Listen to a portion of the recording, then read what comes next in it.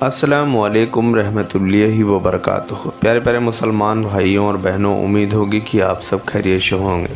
آج کی اس ویڈیو میں ہم بات کرنے والے ہیں روزے کی تاریخ، روزے رکھنے کے فائدے، شاریرک اور مانسک روپ سے سوستھ اور اس کے لابھ، یعنی روزے رکھنے کے لابھ اور جو سوستھ کا ذریعہ ہے آخر روزہ رکھنے سے کیا ہوتا ہے، روزے کے اسلامک اور سماجک فائدے، جو کوئی مومن یا کوئی عام انسان روزے کو رکھتا ہے تو اس کے سماجک اور اسلامک فائدے کیا ہو سکتے ہیں، اسی کے بارے میں تو ویڈیو کے لاسٹ تک آپ بنے رہیں۔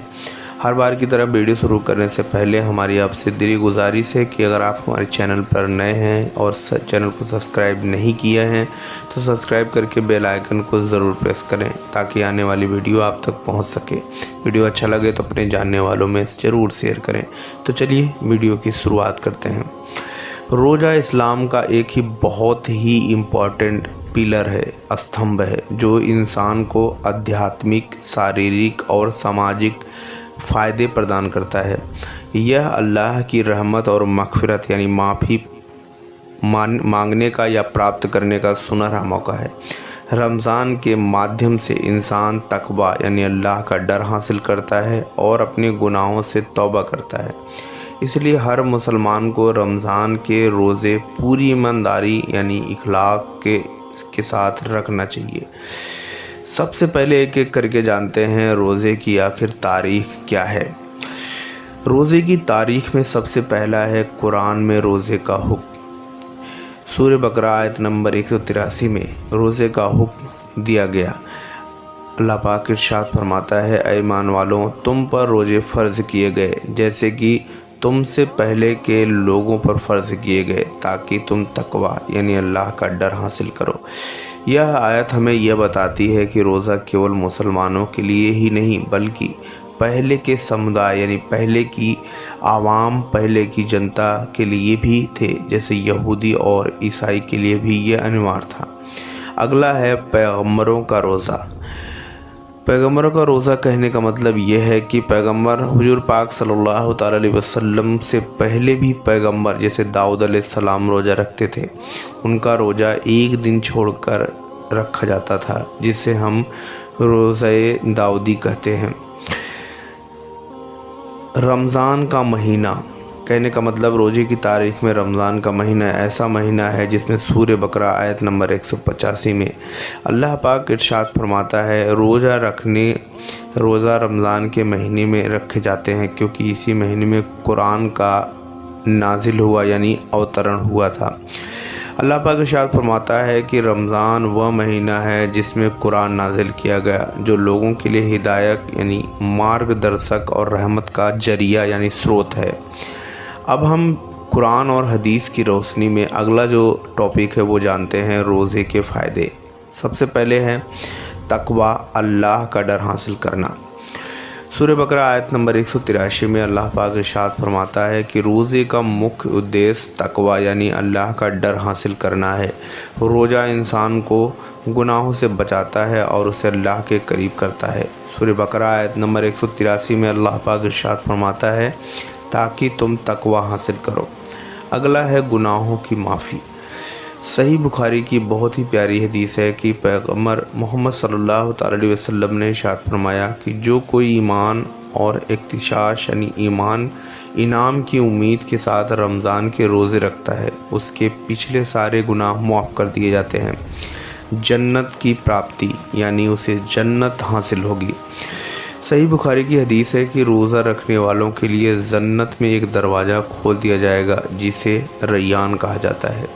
حضور پاک صلی اللہ تعالی علیہ وسلم نے ارشاد فرمایا کہ جنت میں ریان نام کا ایک دروازہ ہے جس سے کیول روزے دار ہی داخل ہوں گے۔ اگلا جو پوائنٹ ہے وہ یہ ہے کہ شاریرک اور مانسک سوستھ لابھ کہنے کا مطلب روزہ رکھنے کے جو فائدے ہیں شاریرک اور مانسک اس کے بارے میں سمجھتے ہیں۔ سنن ابن ماجہ کی حدیث ہے کہ روزہ شریر کو ڈیٹاکس یعنی بساقت پدارتھوں سے مکت کرتا ہے اور مانسک شانتی پردان کرتا ہے۔ सुनन इब्न माजा की हदीस है कि हुज़ूर पाक सल्लल्लाहु अलैहि वसल्लम ने इरशाद फरमाया कि रोज़ा रखा करो ताकि तुम स्वस्थ यानी तंदुरुस्त रहो। अगला जो है वो है गरीबों की हालत समझना। रोज़ा गरीबों और भूखे लोगों की हालत को समझने का एक जरिया है, जिससे इंसान में हमदर्दी और दया की भावना पैदा होती है। अगला है शैतान से सुरक्षा यानी सुरक्षा, शैतान से बचना। रोज़े के दौरान शैतान को जंजीरों में जकड़ दिया जाता है, जिससे इंसान गुनाहों से बच जाता है। हुज़ूर पाक सल्लल्लाहु अलैहि वसल्लम इरशाद फरमाते हैं, जो सही बुखारी की हदीस है, जब रमज़ान का महीना आता है तो जन्नत के दरवाज़े खोल दिए जाते हैं, जहन्नम के दरवाज़े बंद कर दिए जाते हैं और शैतान को जंजीरों में जकड़ दिया जाता है। अगला जो पॉइंट है वो है रोज़े के इस्लामिक और सामाजिक फ़ायदे। आखिर रोज़ा रखने से क्या इस्लामिक फ़ायदे होते हैं और समाज पे इसका क्या असर पड़ता है। सबसे पहला है इबादत में बढ़ोतरी। रोज़े के दौरान इंसान नमाज, कुरान तिलावत और दुआ में ज़्यादा समय बिताता है, जिससे उसका ईमान मजबूत होता है। दूसरा है आत्म संयम यानी अपने आप पर कंट्रोल करना। रोज़ा इंसान को भूख, प्यास और शारीरिक इच्छाओं पर काबू करना सिखाता है। तीसरा है समाज में एकता यानी एकजुट होना। रमज़ान के दौरान जब रमज़ान के रोज़े शुरू होते हैं तो सभी मुसलमान एक साथ रोज़ा रखते हैं, जिससे समाज में एकता यानी भाईचारा की भावना मजबूत होती है।